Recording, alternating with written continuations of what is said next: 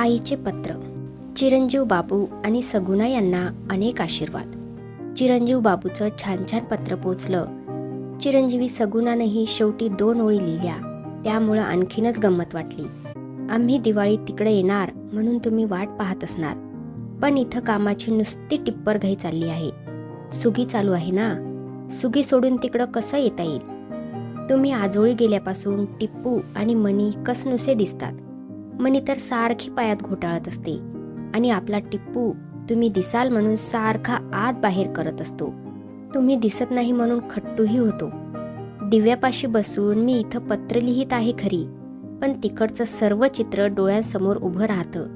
तुमच्या आजोळचं ते सारवलेलं आणि रांगोळी घातलेलं अंगण, तिथंच एका कोपऱ्यात तुम्ही तयार केलेला किल्ला, रंगीबेरंगी आकाशकंदील, हे सगळं मला इथूनच कसं स्पष्ट दिसतं. तुम्ही तिथं चांगलेच रमून गेला असाल. इकडची आठवण तरी होते ना. अरे, इकडं एक वाईट गोष्ट घडली. आपला तो पवारांचा संभा आहे ना, त्याच्या डोळ्याला इजा झाली. कोणीतरी पेटता फटाका फेकला आणि तो त्याच्या डोळ्याला लागला. बिचारा संभा. डोळा फार नाजूक अवयव आहे, त्याला जपावं लागतं. पण संभाचे आईवडील डॉक्टरकडे जायचं सोडून गावठी उपचार करत राहिले. त्यामुळे डोळा बरा तर झाला नाहीच, पण जखम चिघळतच चालली. नको त्या गोष्टींवर विश्वास ठेवून या देवाला नमस्कार, त्या देवाला नमस्कार असं करत बसले आहेत. चांगलं सांगायला गेलं तर ऐकतही नाहीत. काय करणार? बिचारा संभा किती केविलवाना झालाय.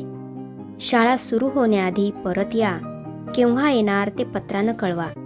तीर्थरूप आजी व तीर्थस्वरूप मामा व मामी यांना नमस्कार सांगा. तुम्हाला व तुमच्या नव्या सोबत्यांना अनेक आशीर्वाद. तुमची आई. तर अशा प्रकारे हा पाठ इथेच संपला. भेटूया पुढच्या पाठामध्ये. तोपर्यंत धन्यवाद.